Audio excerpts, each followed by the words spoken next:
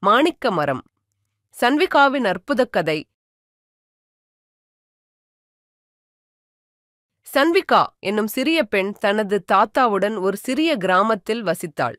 சன்விகாவுக்கு தினமும் காலை எழுந்ததும் தாத்தாவுடன் பக்கத்து காட்டுக்குச் சென்று விளையாடுவது மிகவும் பிடிக்கும்.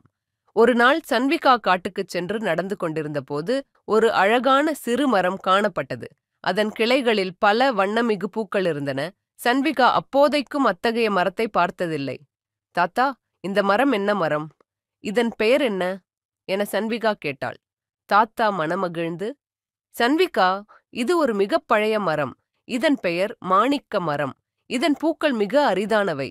இது பழங்காலத்தில் பூமியில் அமைதி, மகிழ்ச்சி மற்றும் நல்ல மனநிலையை கொண்டு வர பயன்படுத்தப்பட்டது என்று சொன்னார்.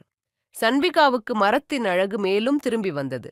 நாம் இதை பாதுகாக்க வேண்டும் தாத்தா, இது நமது கிராமத்தின் பெருமை என்றாள்.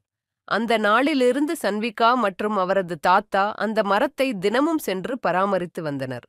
அவர்களின் உறவும் கூட அந்த மரத்தின் போல் வலுப்பெற்றது. மாணிக்க மரத்தின் அரிய பூக்கள் தொடர்ந்து பூத்துக் கொண்டிருந்தன மற்றும் அவை கிராமத்துக்கு மகிழ்ச்சியையும் அமைதியையும் கொண்டுவர உதவின. சன்விகாவின் நற்பண்பும் அதுபோல் அனைவருக்கும் எடுத்துக்காட்டாக அமைந்தது.